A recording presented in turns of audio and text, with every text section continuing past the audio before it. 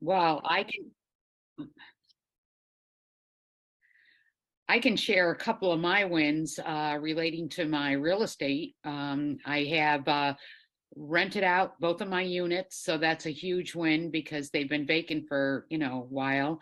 And I am getting closure on selling my property.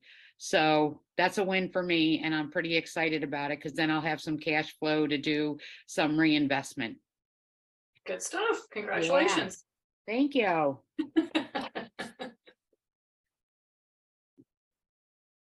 Anybody else? We're just sharing wins if anybody has any. I'm officially off the recuperation list for my leg. Oh, way to go, George. Yeah. But crazy stuff is that after 20 meters of walking, I get a limp. And the girl said, yeah, you may have that for 5 years. I thought, really? Ooh. Have a win. Go for it.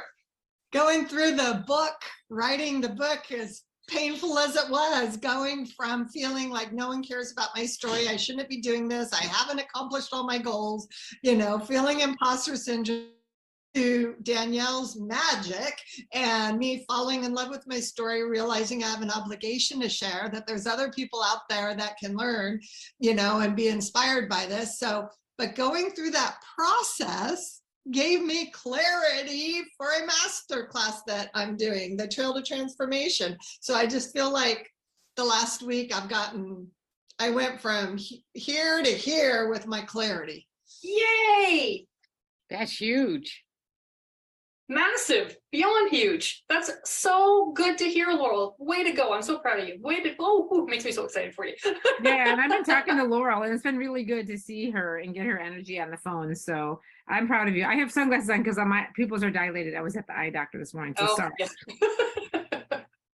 And anyway, I'm emulating. You're looking like such a star there, Pam. She's just being really cool today, My future's so bright, I gotta wear shades. There you go, exactly. So yeah, I'm proud of you, Laurel. Keep going. We're doing a little live interview tomorrow afternoon at 2 o'clock Central. And so yeah, jump on that if you guys want to listen to that. We're going to talk a little bit more about what she's doing and trying to support her. So it's good. Yeah. Cool. Good Where's stuff. it at? Live where? LinkedIn and Okay. Facebook both. And we're not talking about me, and we're talking about you and your powerful story and the freedom to care for your dad because of what you do. Yeah, the freedom and flexibility of entrepreneurship and e-commerce that allows you to be available for the people you need to be available for when you need to be available. So yeah, it's good. Cool. Yeah. Hi, Brooke. Anybody else? That's something they want to tell us about from this week or past couple of weeks, doesn't really matter.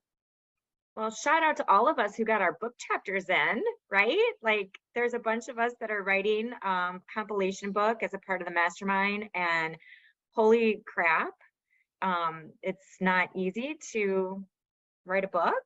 And especially they gave us like 1 week, literally. They're like, oh, your chapters are due next Sunday. And we all I think our jaws hit the table. But there's something about a tight deadline that just makes you hunker down and just get it done. So congrats, ladies, for getting that done. I know it felt like a giant boulder was released from my shoulders as soon as I hit send.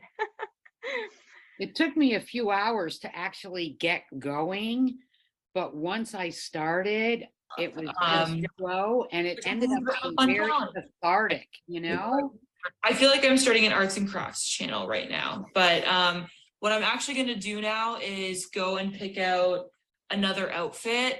I don't know if I'm going to wear a hat or not. I don't normally wear hats, but like maybe I do have one hat that might kind of, I don't know. I'm going to go find an outfit.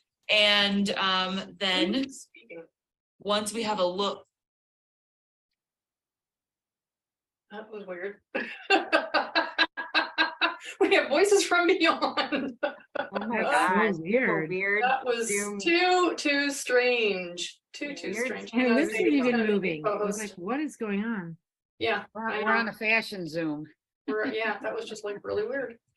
All right, guys. Well, if no one else, anything else you want to share right now, I guess we'll get going. Apologies again for the hiccups this morning. Zoom is just not liking me these days. I do not know why, and I'm going to have to figure it out, but I will.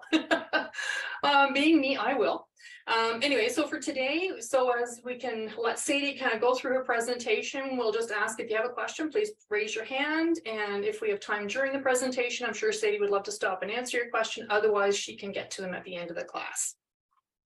Okie dokie. Alrighty, take it away, Sadie. Cool. Okay, 1 second. I'm gonna make sure I'm all set up here. Can you all leave in the chat whether or not you have a marketing calendar that you currently use for your business, or a team that you use that has a marketing calendar for you? I want to know that.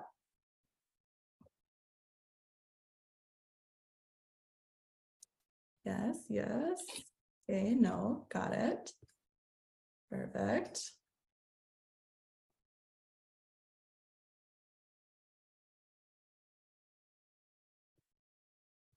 No. Okay.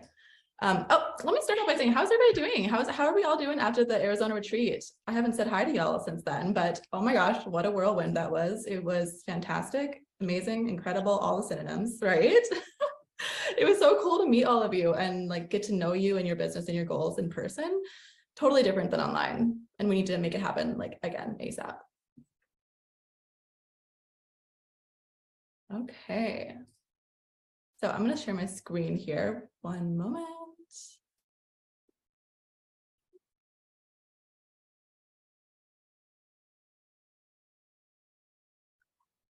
Okay, can y'all see my screen? Mm-hmm. Fantastic. Okay, so before we dive fully in, I'm going to ask you one more question that I want you to respond to in the chat, and that is, what do you hope to gain out of today's training? I want to show up and serve you to the best of my abilities, and in order to do so, I need to know exactly what you came here to learn.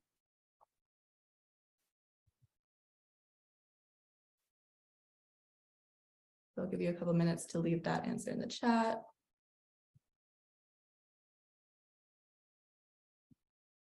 Kristen says a framework for marketing that encompasses all the pieces: social, emails, blogs, etc. Love it. Thank you, Laurel. Any other key takeaways we want to gain from today? I don't know what I don't know. That's right. Okay. So essentially, you can have as many marketing tactics as you want, right? But if they're not all, oh, Kristen says, where should we be focusing our efforts? Good to know, Kristen. Okay. So, but yeah, if we're not using all of our marketing tactics cohesively in a system, then they're just absolutely useless, right? Like your business needs a system of tactics all working together cohesively to guide your audience.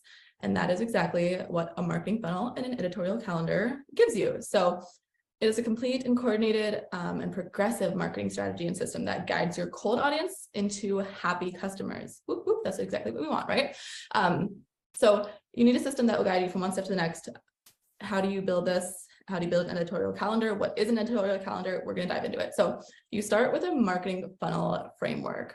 Now, at the top of the funnel, you're going to have your cold audience. These people don't know who you are, and they don't know what you're about. And they don't know how your business or service products can fit into their lives. At the bottom of the funnel, you have your hot leads and people who are most likely to do business with you. So people who probably know, like, and trust you are very, very close to becoming a converted client or customer. So you need to understand the different phases of the funnel and the tactics that you can use within those phases. So I want to go through each one of these phases with you today and the tactics that you can use within those phases. So as you go through, think about your own business, think about your own brand, and how you can apply each principle, each learning to yourself and your business. So phase number 1, attention, awareness.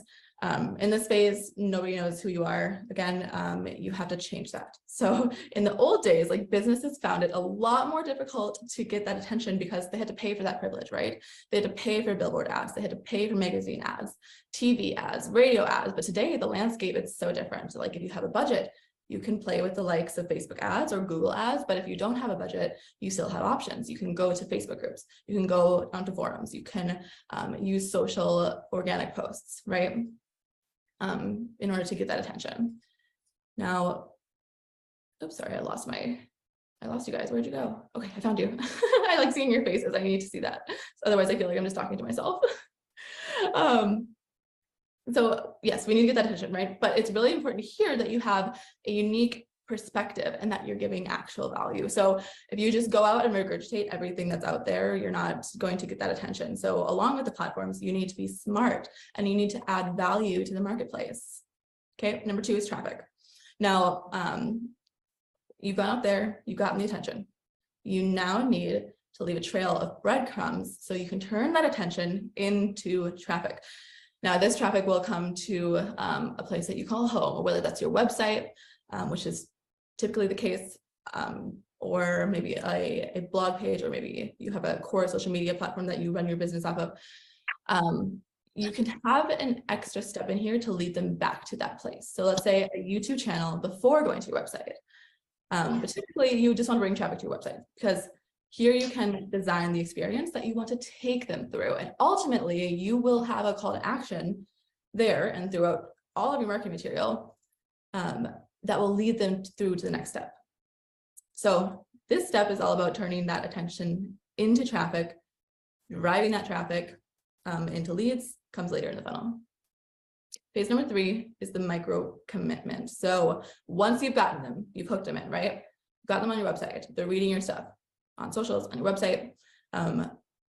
You want to level the value that you're giving to them. So you've been giving them value on social media pages, or out in forums, and you've gotten them onto your website, but you want to level up that value that you're giving them because you want something in exchange for that value. You want at least their email addresses, right?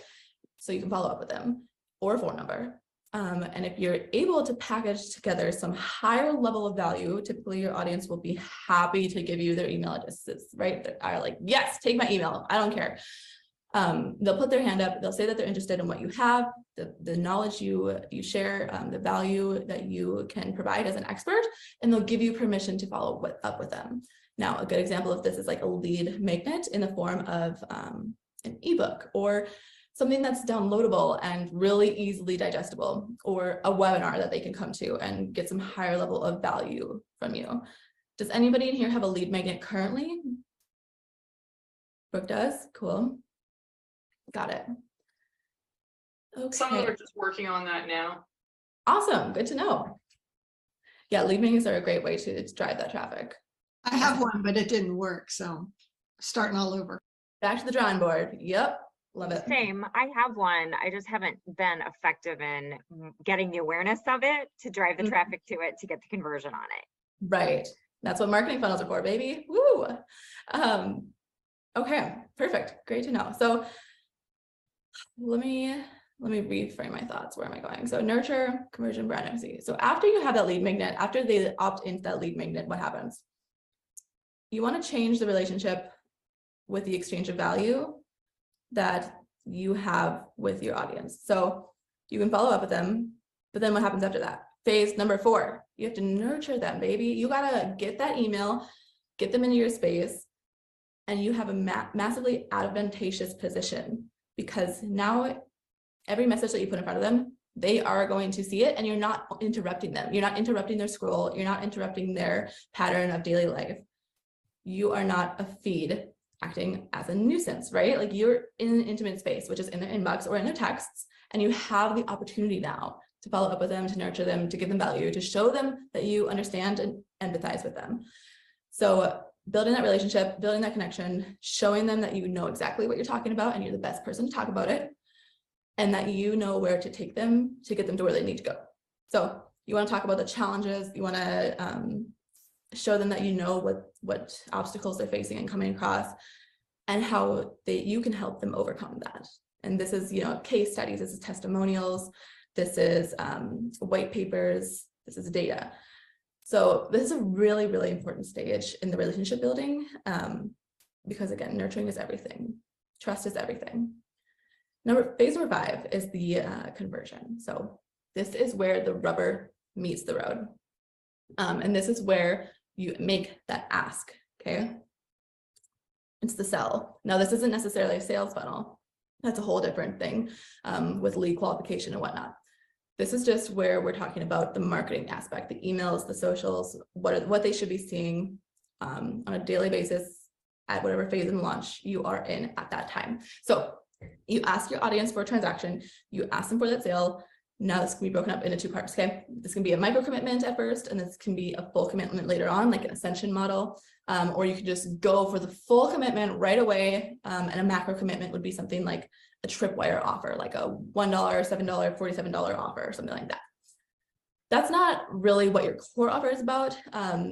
It's not where you make your money, but it will change the relationship between you and your customer, and the fact that they have put their hand into their pocket or wallet.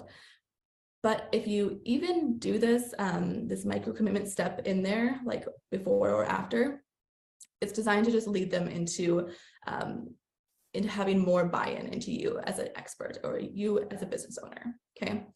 And so this step changes everything. They are no longer a lead, they're now a customer. If they've signed up for that $47 offer, whatever, they have changed that relationship and they are now a customer. And this changes everything about you and their relationship going forward. So they have confided in you. They've given you their trust. They have everything else. You have everything else. The relationship going forward is about you nurturing that relationship, confirming to them that they made the right decision, right? Phase number 6, brand advocacy, or some are calling it these days brand evangelism.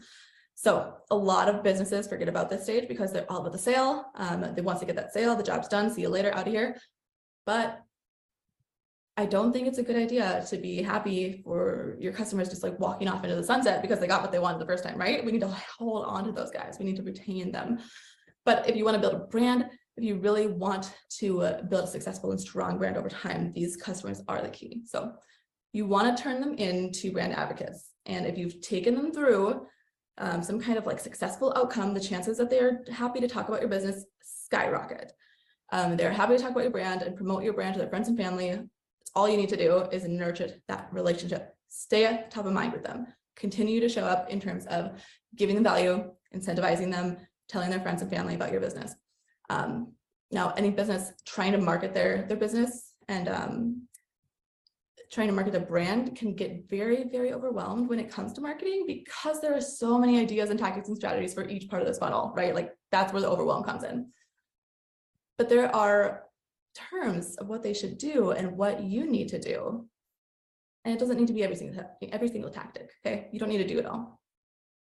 You don't need to be everywhere. You just need to understand the stages of the funnel. Once you understand those stages, you can then decide what tactics you are going to use within each stage. So once you decide what those tactics are, you now have a system that will take a cold audience and turn them into happy customers.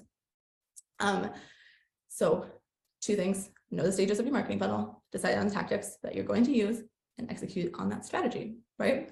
Does that all make sense to everybody? Perfect.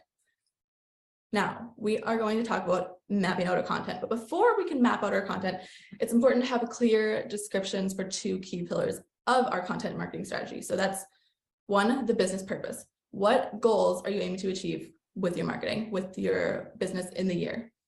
Flesh those out. In this step, the question to ask yourself is, how does your content strategy tie back to the goal or the goals of your company? Every piece of content, social media content, email content, YouTube content, paid advertising, everything. Your content strategy, it might help to deliver the exact content that answers, readers' doubts, and so they purchase your product. Your content marketing mission statement is number 2. What value do you provide to your target audience with that content? So a content marketing mission statement or statement essentially entails like a clear or some concise answers to the following questions, okay? 1, who are you trying to help / add value to? How do you plan on doing that? And why do you help / provide people that value? So a lot of businesses at least have like a general idea of what they want their digital marketing strategy to achieve by the end of the year. You may want to generate qualified leads, move your leads down the sales funnel, increase sales and revenue, etc. And all those kind of work together to achieve the ultimate goal, which is grow income, grow your business, have more time. So these are all great priorities to set, but you need to dig deeper if you want to succeed. You need to identify specific goals associated with your priorities. So without these, you won't be able to calculate the ROI of your marketing strategy, which will leave you completely in the dark.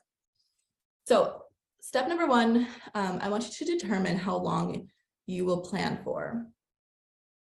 Oh, I want to drop some goals and KPIs that you can use to work out your own goals and your own marketing before you lay out the content for the year. So like every month, I bring my clients through this exercise where I ask them, like, what is the one marketing goal we need to achieve within the next 30 days? And, you know, when I say marketing goal, that can be translated as sales goal, business goal, because it's all one and the same. We're running a holistic business here. We don't want it all over the place. Everybody in their own silos doing their own type of things. We want it working omnichannel. Okay. So an example is we want to improve email open rate, because we know when we improve email open rate, we'll get more clicks. We'll be reaching more of the right people with the right message, and we will drive sales, which will increase revenue. I didn't put that all in here. All we want to focus on is one step. I want marketing to improve email rate. KPI would be open rate. So I also asked them, so in the order of highest to lowest priorities, list the top 1 to 3 offers, events, or lead generation mechanisms that we should be driving traffic to each month or this month.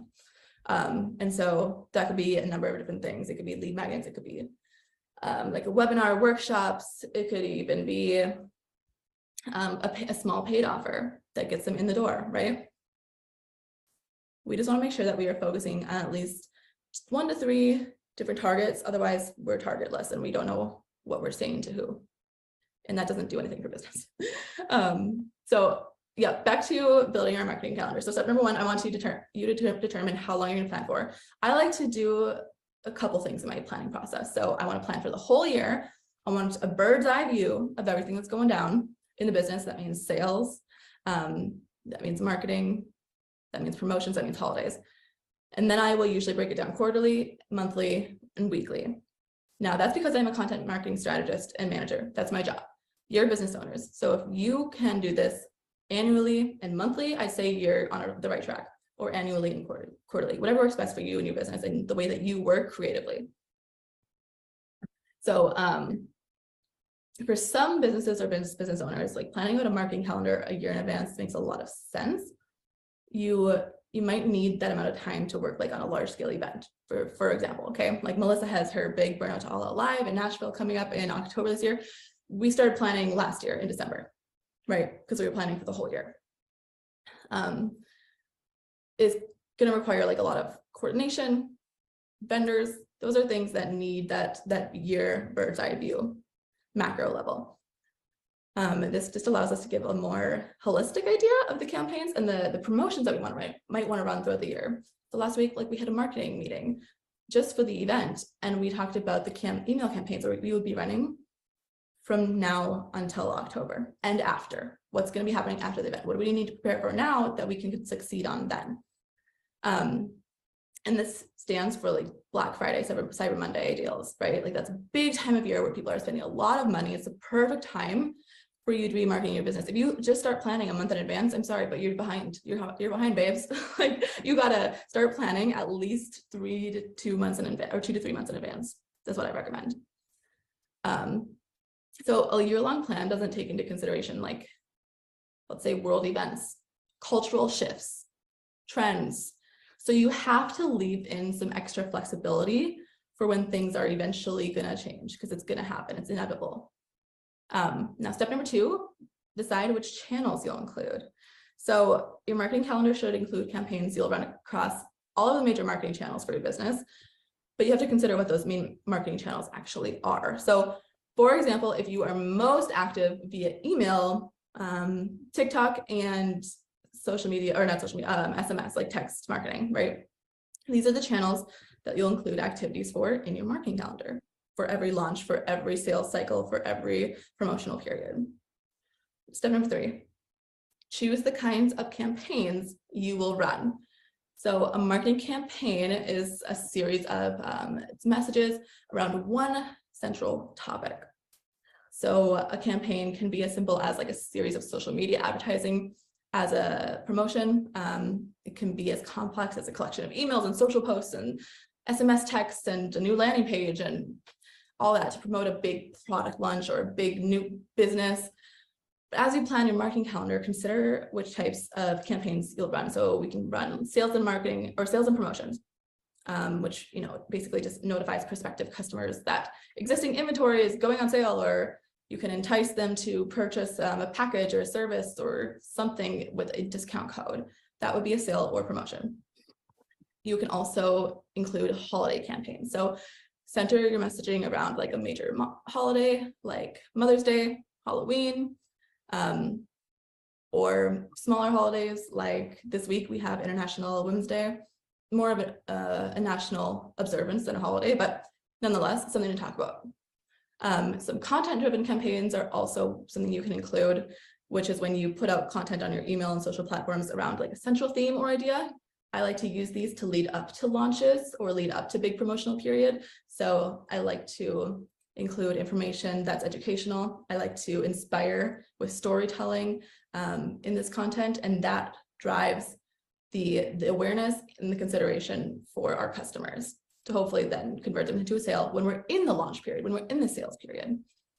You can also include some giveaways or contests in your marketing calendar, product launches. So these are often like larger scale campaigns that require a lot more lead time in terms of both product development and pre-launch content.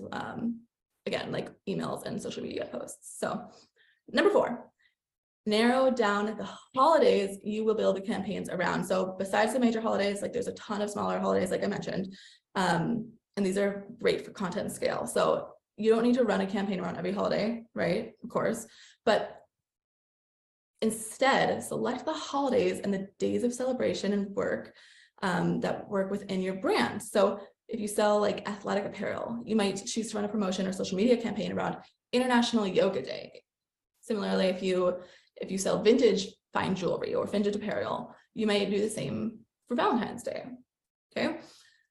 I recommend creating a marketing calendar with at least like 4 peaks if you're planning for an entire year, just to give you enough space in between each peak to actually create an effective campaign.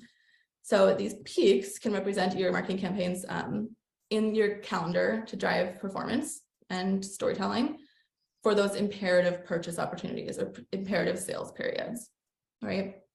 Step number 5, identify key milestones for your business. So new product launches, collections, collaborations, those are all big milestones for your brand. But also anniversaries. If you're a personal brand, you want to highlight like your business launch periods or your shifts in your career, like major anniversaries like that. Make sure you have those all listed out in a note or a spreadsheet somewhere, important dates that you want to talk about on social media, in email with your audience. Okay. Okay, so a common trap that I see way too many people fall into is they get distracted and overwhelmed by focusing on like the little tiny details of marketing, social media, calendaring way too soon. And to avoid this, I think it's best to think about what your business and your marketing goals are for the year. Keep them in mind when starting your calendar. Then assign each month of the year with a theme. Okay. So for example, if your business is in the northern part of the United States, you would know that by May, the weather is improving and people are starting to think about, getting back outdoors, using this this time of year to enjoy time with family, less time at work. So using this knowledge, you could then assign the month of April with something like getting back outdoors with family. Don't do something that's generic, okay? But just for example purposes, as long as that resonates with your brand and your ideal customer, clients, and experience, getting back outdoors, perfect, right? So assign a theme to all months of the year at the beginning of the year or in December of the year previously. So by using these themes for your content, you'll end up with virtually unlimited content ideas, y'all, I'm telling you. Content themes can be larger groupings of the topics that your business focuses on. So you can use them as placeholders in your marketing calendar and rotate them weekly, every 2 weeks, or even monthly, or even yearly. Okay, they're also a great starting point for brainstorming topics and ideas. And there's a ton of ways to do that, which we can do, and we can go over in like a content ideation training if you guys want. So now I want you to think about your individual marketing campaigns, which you may find like naturally align with some of your monthly themes, and start highlighting weeks when you'll be running specific campaigns. Going even narrower now, think about assigning a different prompt for each day of the week. That can be helpful again for creative purposes. Yes, Laurel, you're right. Tomorrow is Wednesday. So you don't have to stick to these themes like glue, but having a prompt and a theme just will help get you inspired. All right. So what should go on a marketing calendar? Literally everything. If there's a format or a channel that supports your marketing effort and someone on the team is in charge of it, or you're in charge of it, it goes on the marketing calendar. So blog posts, ebooks, guest posts, white papers, podcasts, email newsletters, videos, limited time promotions, holiday campaigns, and social media posts. It all goes on the calendar. So it's best to start small, especially if you've never used a marketing calendar, but over time, all of your projects will ideally be mapped out on the calendar. So this is more of a marketing campaign template where it talks about the theme. It has different phases. So for example, I'll break down our launch timeline for Melissa's Masterclass launches. So we bring her through a 3-week launch period. We start paid ads at the 3-week mark. I will send you the template, Princess, because there's a ton of them on Google. And this is just an example. Honestly, I don't even use this template. I made my own because I like to customize it, but I'll send everybody some great links for template examples. But back to Melissa's launch. So we start 3 weeks out. Email marketing starts getting dripped out at the 3-week mark.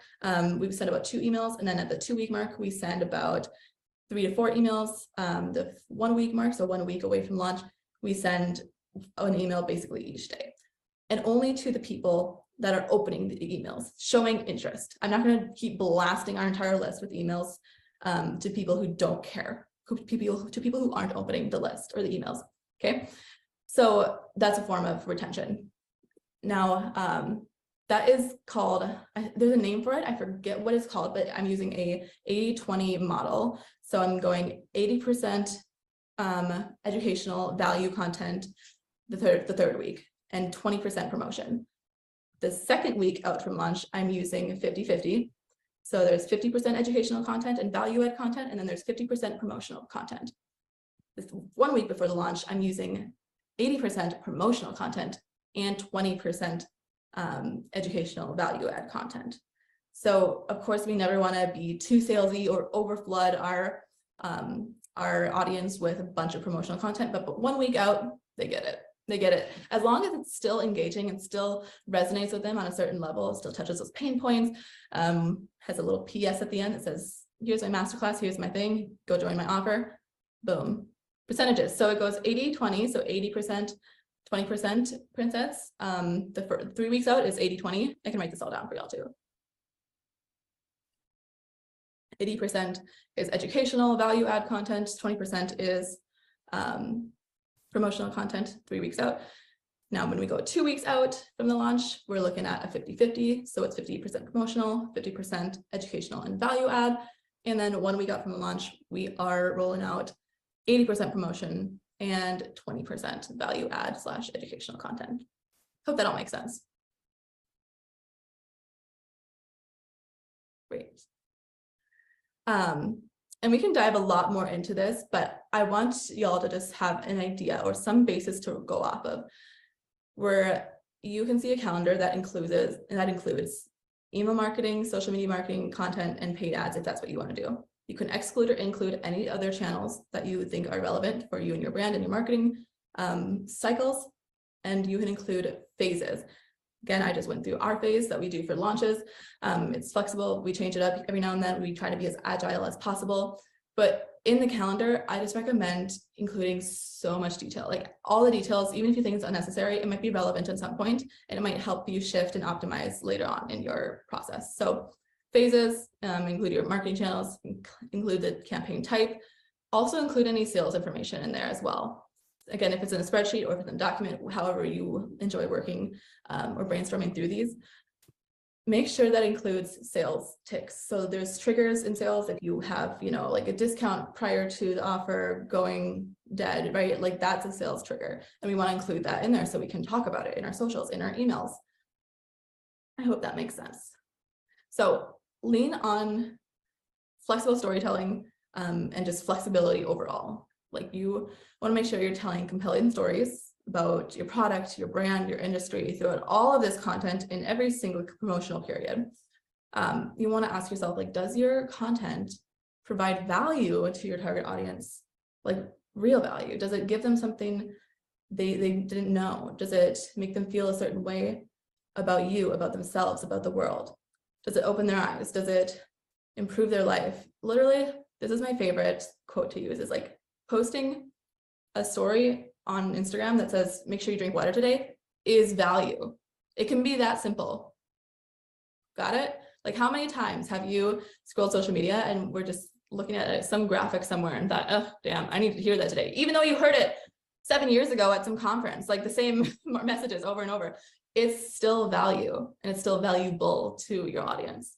So again, before you add any campaign into your marketing calendar, check in with yourself, with your brand, with your audience, do some market research, check in to ensure that your audience will actually benefit from what you're putting out in the world.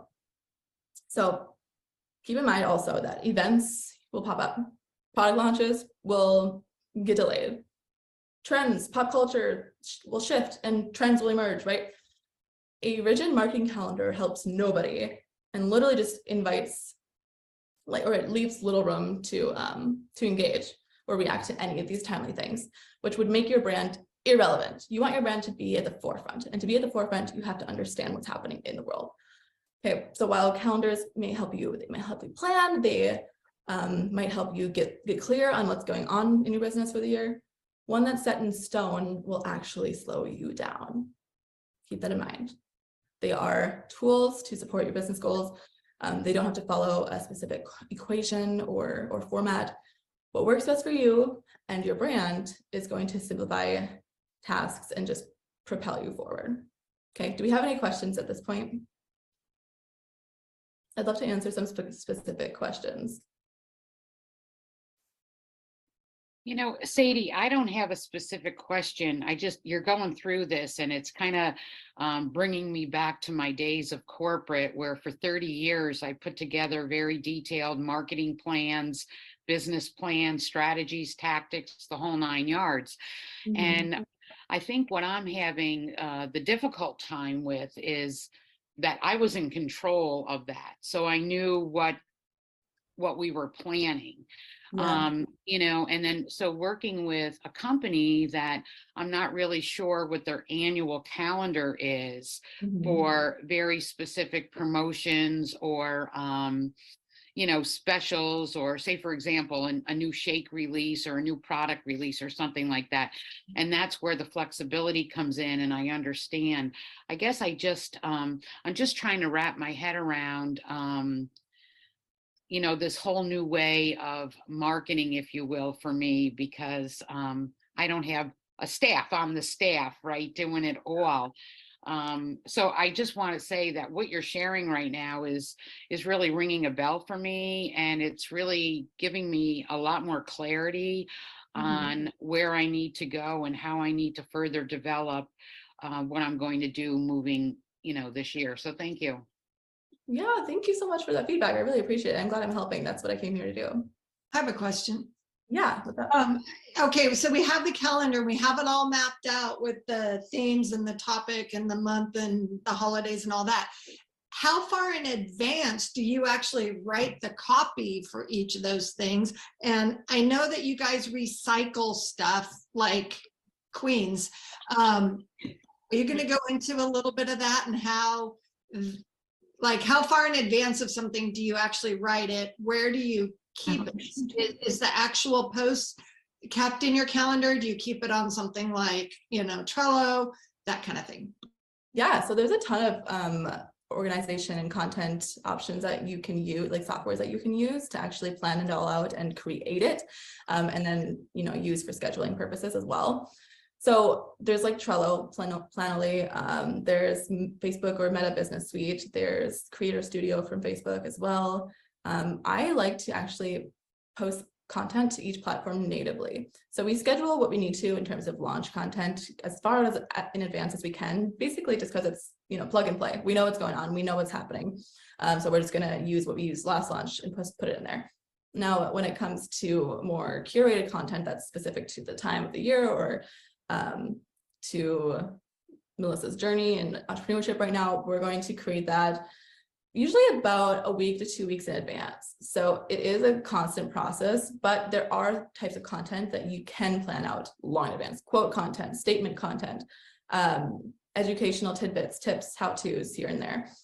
So for that, I also like to give myself time every month, about 2 weeks, 3 weeks in advance to create that, like curate it in a spreadsheet. I'm trying to find my spreadsheet that I use for a lot of my clients, the template version, so I can show you exactly, because there's lots of like I said, there's lots of platforms you can use, but I found Google Sheets just works best for me and my clients because it's easy to customize, right? Like we can't customize a software or an app, but we can customize Google Sheets.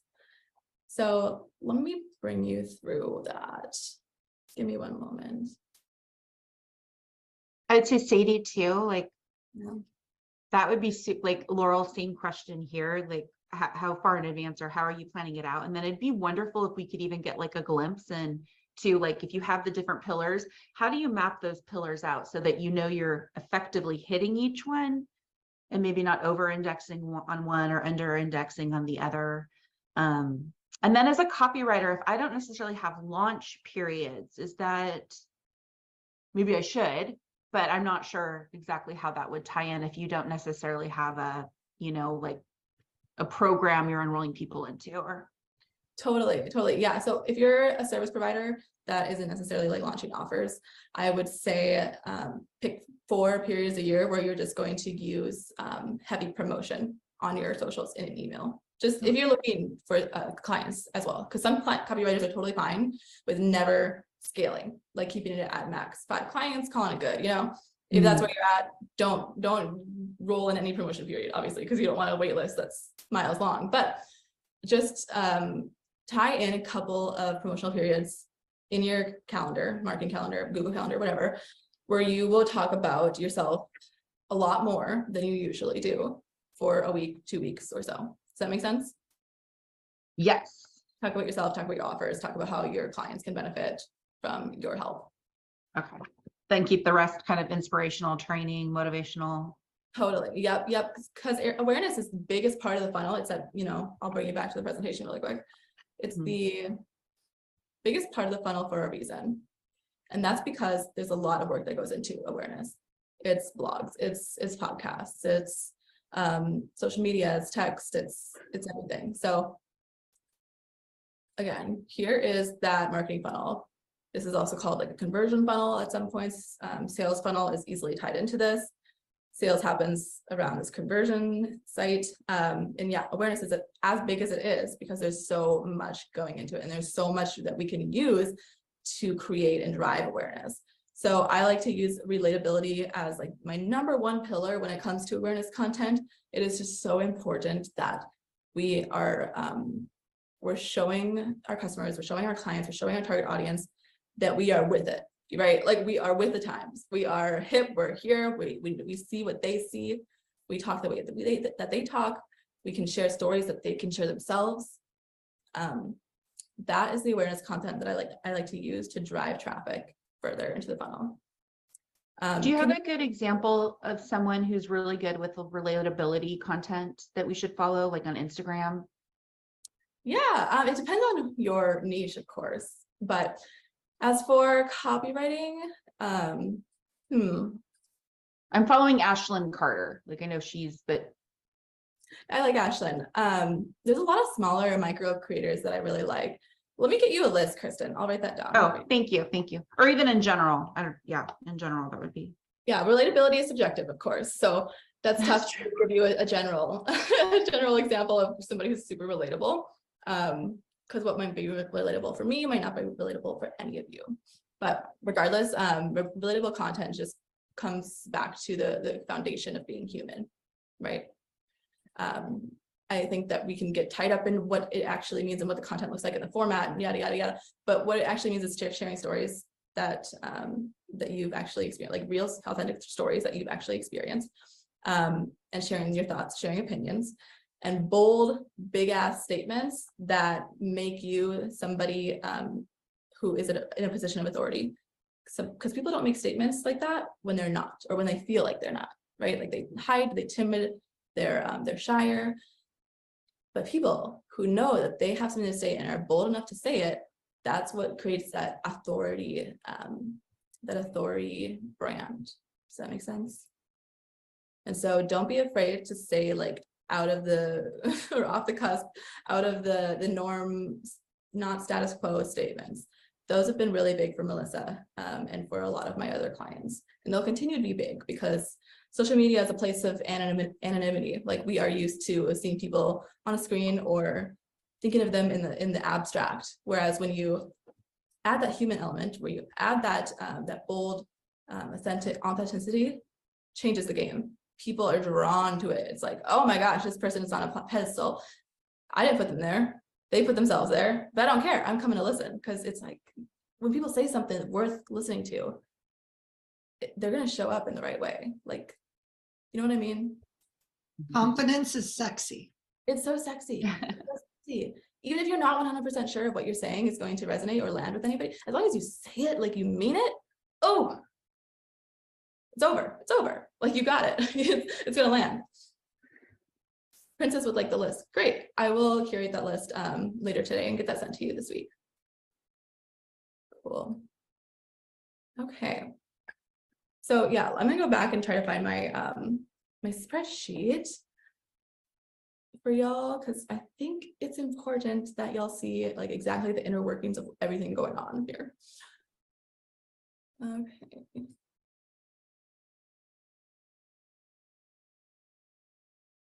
Okay, let's see. Okay, so I have two different spreadsheets here that I'm going to show you. And one of them is an older client. So this is a spreadsheet that I created for the end of the year, for Q4. We rolled through a podcast launch. We had a couple of in-person events. This is what our first phase of the planning process looked like. So it's all of our launch events. It's all of our promotion periods. It's all the blogs and podcasts that are going to go out. And we highlighted all those events. So we knew that when we were planning, like, the supporting content, the content leading up to the launch and whatnot, that content wasn't going to be highlighted. So all these, pink, blue, yellow, these are the events. These are big, important marketing periods to remember. And then we would go in after this and we would fill out these empty spaces, again, with that supporting content that would lead up, content that would relate to the customer and where they're at in their journey, that would hopefully drive them further into what we are going to be selling. And Pam, I will include some for health and wellness network marketers for sure. Okay, so what are our thoughts when we look at this? At the top here, you can see that I have the published date, the weekly focus themes. So Women's Equality Day was one, and then we have the promotions channel. We have weekly filler themes as well. So, like I said, Italy, because this client had recently gone to Italy and she wanted to talk a little bit about it on her Instagram. So that's what we did. And then I have each channel. So up here is Instagram, LinkedIn, email, blog, text, podcast. And then we have, like, the channel format, the content format on the channel. So we have grid posts, we have reels, we have stories, Instagram lives. On LinkedIn, we have the post, email, we have the topic, yada, yada. Do you understand that? Does that make sense to everybody? Let me know. Yeah, this is super helpful, Sadie. Great, I'm glad. Yeah. And then how would you tie this into then like we get to like a sneak peek at the Asana editorial board that you guys use in the academy, and do you use this and then populate into the editorial board? Is there something that you can create like this already in Asana to kind of see it I'm trying to tame that tech beast and just Totally. Let me check out our Asana board and see where it's at right now. Okay, I'll show you our Asana board again, just so you have a bird's eye view of that. 1 second. Okay. So when it comes to like the strategy, that's all laid out in a different document, a different section of our Google Drive usually. Because it's just filed under strategy, and we can always return to it and update it with different strategies. And so I just file them all together. But when it comes to like the calendar part, we use Asana, like I said, to pop in like the key networking events, the key launch events, key courses, masterclasses, etc.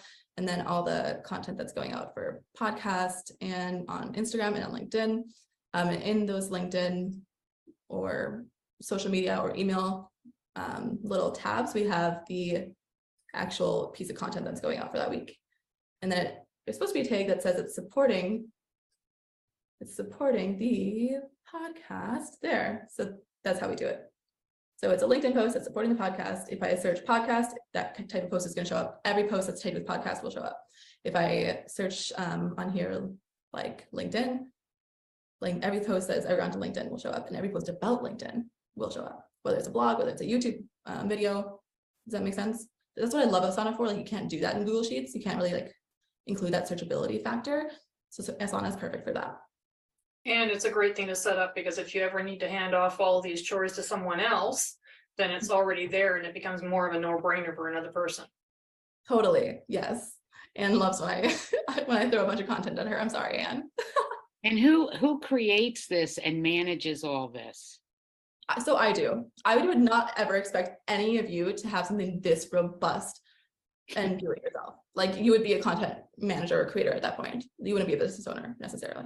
So I would not expect this, and I wouldn't recommend it. I would recommend that you lay out just the basic launch and sales cycles for the year, 4, 5 really big ones. Just been going a couple smaller ones, some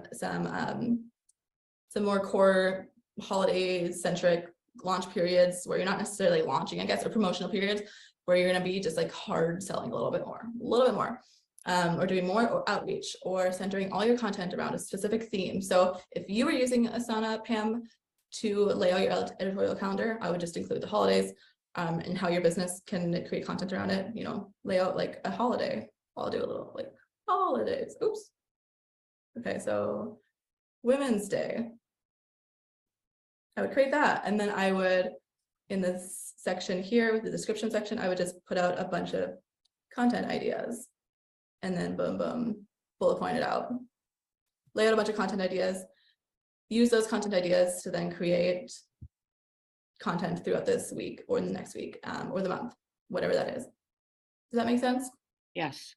Thank you so much. Please. Gotta delete that because I'm anal about it. Okay. I also have one other marketing type of calendar that we use that's a little bit more detailed.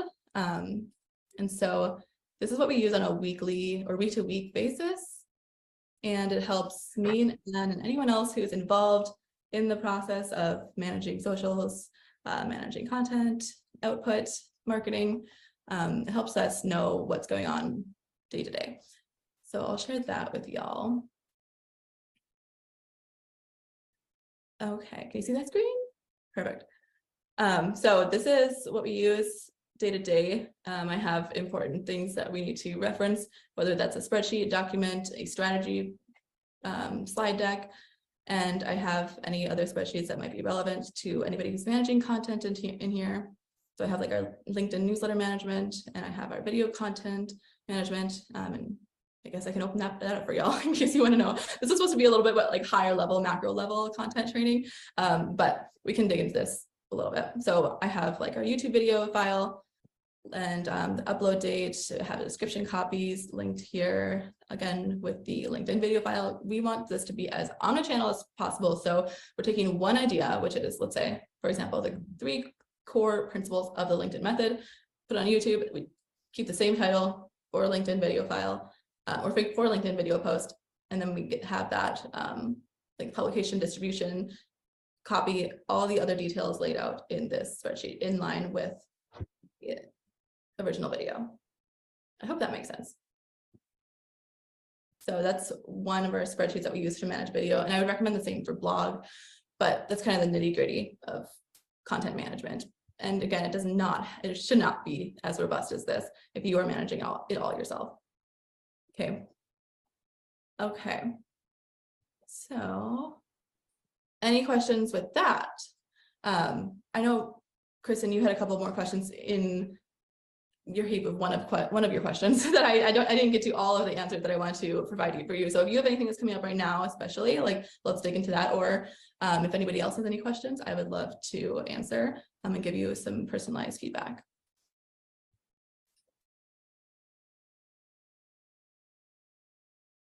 No questions? Well, I was trying to look at all that stuff you were putting on the screen.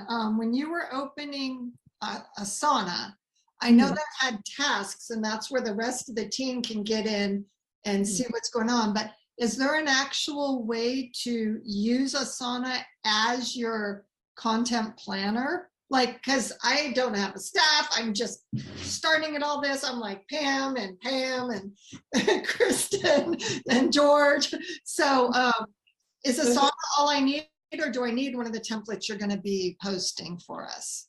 Yes, so I mean, there's a reason that we use both. I just prefer it that way because one is asset management and one is planning. So Asana is what we use to plan it all out. Google Drive is our storage, it's our organization, it's our asset management, right? So different purposes, essentially, okay? Because Asana could go down any day and we could lose everything that we've ever had there. So that's why I do not put all my eggs in one basket when it comes to content management. Okay, so here's an example of how we manage one of our LinkedIn agency accounts, actually. So we have our week by week content here. Some of them don't have a file with it, as you could, like, it don't have a photo attached to it, but it has a video attached to it. And so that you can see that when you click into the post. But we have like our Monday post, we have our Tuesday, Wednesday, Thursday, and Friday. And then we have anything that we have already used over here. Once we use it, boop. Sadie, can you open one of those? Yeah. Like, okay, so I have that set up with my VA in Asana. My 3 times a week I'm going to post, and she has a whole lot library of pictures and little paragraphs like that with the date, like a little benefits to working with a branding team, or blah, whatever you're saying, from glam to fashion styling. But when I take that prompt, I take that as a prompt, and then I write about that.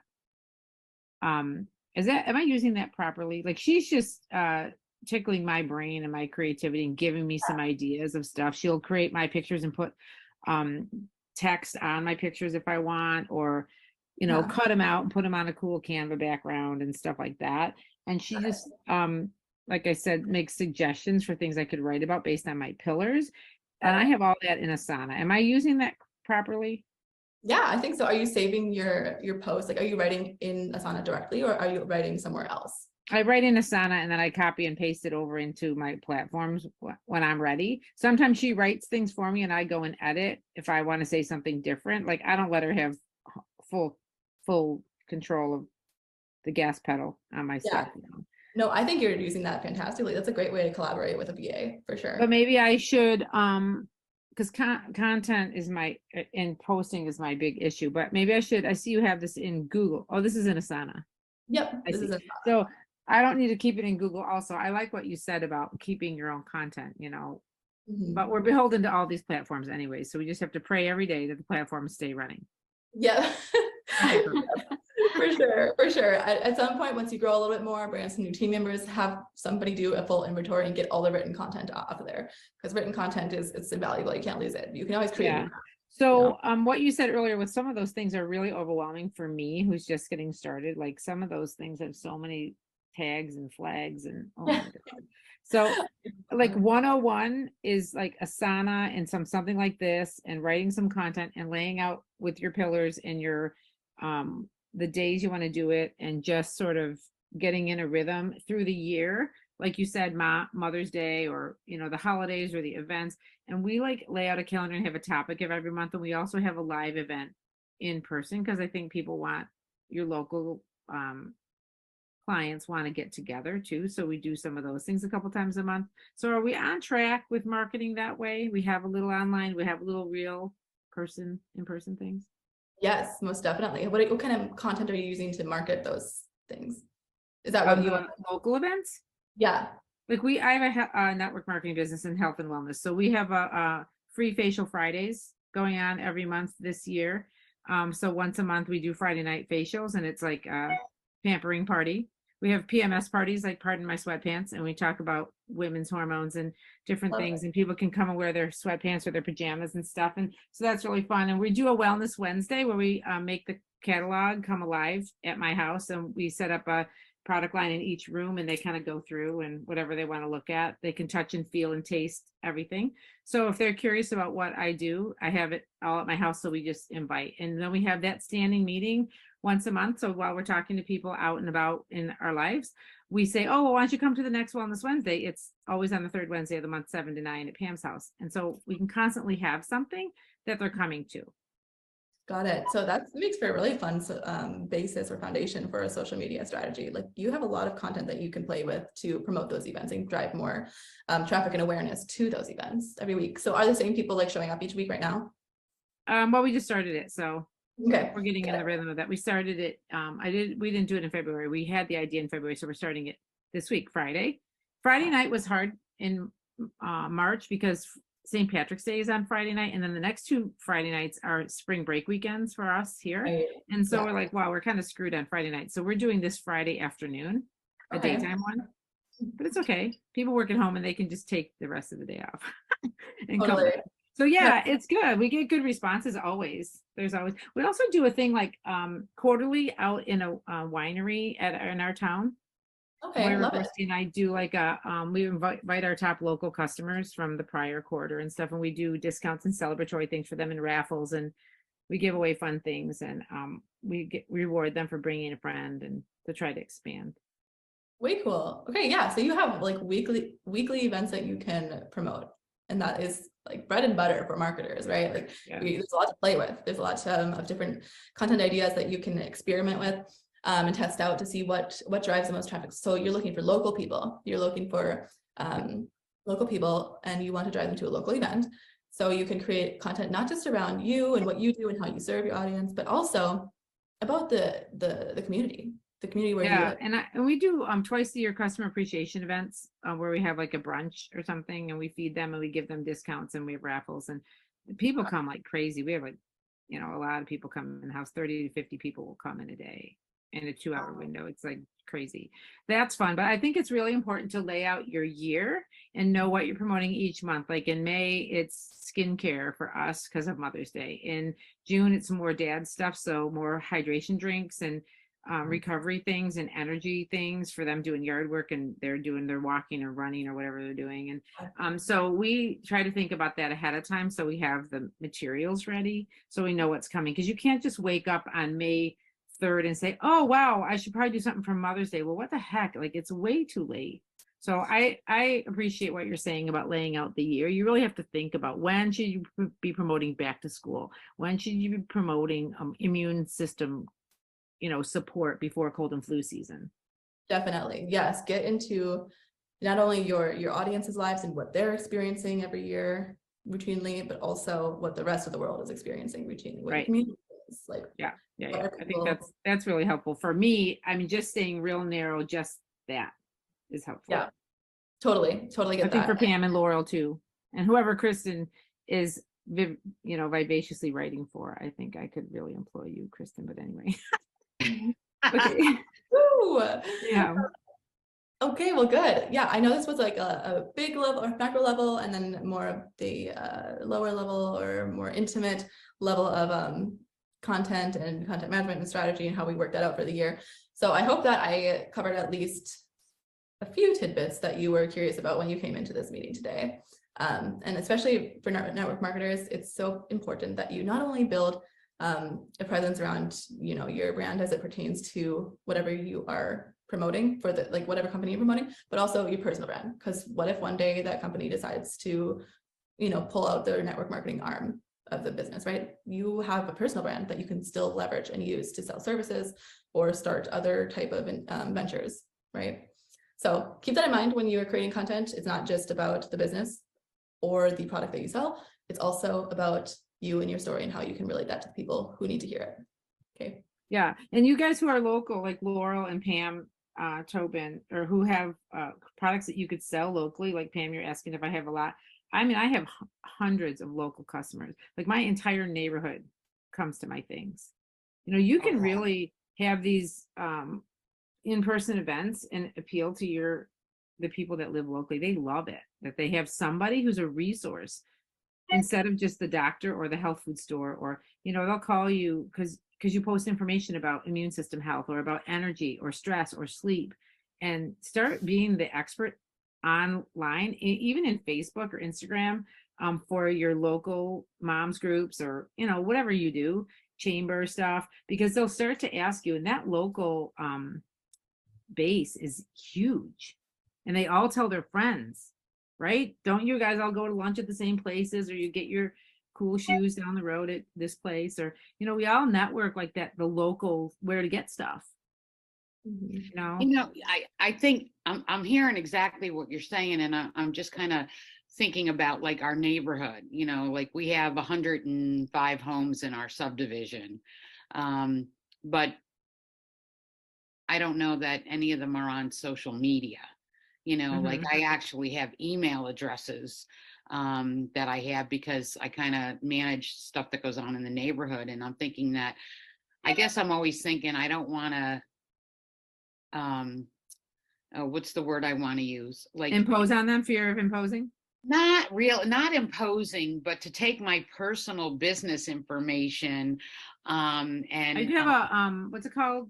Like a association in your neighborhood? Yes. Oh, see, yeah. So you don't want to like take personal spam benefit them. when No, you're that's trying the to word I want to use. I don't want to balance. spam them with like my information when I really had gotten their information relating to what was going on in the neighborhood overall. Do you know what I'm saying? Are you able to do something like permission? We practice permission marketing, we call it. And are you able to say, hey, I have a wellness business and I would love to help people with, you know, or I have a great skincare line, or I have information on kids nutrition that I would like to share with you, or any of you guys sick and tired of being sick and tired, or who has issues with stress and sleep and energy? Those are the big things. So whatever you choose, one of them, and say, I really love this community. Like, can you make a post or something? And if you like information on this, can you let me know privately so that I can contact you outside of this? I just love our neighborhood, and, you know, whatever, you acknowledge them for their greatness, and that you were trying to connect with them off of here and get it out of that group. Because yeah, you can't keep dumping your stuff in there. Right. No, or that's you could do flyers like, hey, you know, would love to have you for this ladies' day, healthy happy hour, wine, women, and wellness. Come to my house on whatever, and do it, and just start small with, you know, 5 to 10 people, and, you know, it'll just go. You got to start a little bit. Great ideas. Just I do love them. something small. Yeah, exactly. Yeah, and if nobody comes, you guys, if you have an in-home event and nobody comes, that is the goal, actually, because you don't want to have the meeting and do the presentation because you don't want to clean your house. So you invite people, and then nobody can come. So you get some popcorn and watch a movie, and then you call them all the next day and you say, hey, I just was following up with you. We had so much fun last night. Nobody came, but you don't tell them that. You had so much fun last night because you had popcorn and a movie with your husband, right? Yeah. So I just wanted to know if you wanted this information. I know that you couldn't make it, but I can give you a packet. We had a giveaway. We had a little goodie bag, right? Are you interested in this? Because you want to get into conversation with them. You don't care if they come to your meeting. Right, exactly. You want to get in a conversation with them. So that's your like lead magnet, your opt-in when they say yes to come to your live event. Follow up with them later the next day or something with their goodie bag thing that you gave away, right? I have some collagen and some blah, blah, blah, whatever that I gave away that I have available to give away. Did you want me to drop one by? Do you want to talk? Do you want to fill out my nutrition assessment? Do you want to set up a call? How can I serve you best? You know, you could do something like that. Sorry, Anne, if I'm getting off of the topic. I was just gonna say, well, this is all great information, and for anyone who's in network marketing, those are great ideas, I have to say. And going a little bit old school is never a bad thing when it comes to trying to market your business. But maybe we should, you guys can have a private conversation and continue those thoughts a little bit. Yeah, for sure. sorry. Yeah, That's okay. Perfect. All right, Annie, you want to close us off? Thank you, everybody, for letting me speak and for being so engaged. I love these questions, and I want to help on a personal level as much as possible because that's where the real solutions are. yeah, it's good. Yeah, thank you, Sadie. Like I said, you really gave me some clarity in where I need to be going. So thank you so much. I appreciate it. Oh, good. A lot of good ideas today, that's for sure. Thanks, All right. girls. All right, guys. See you later. Bye.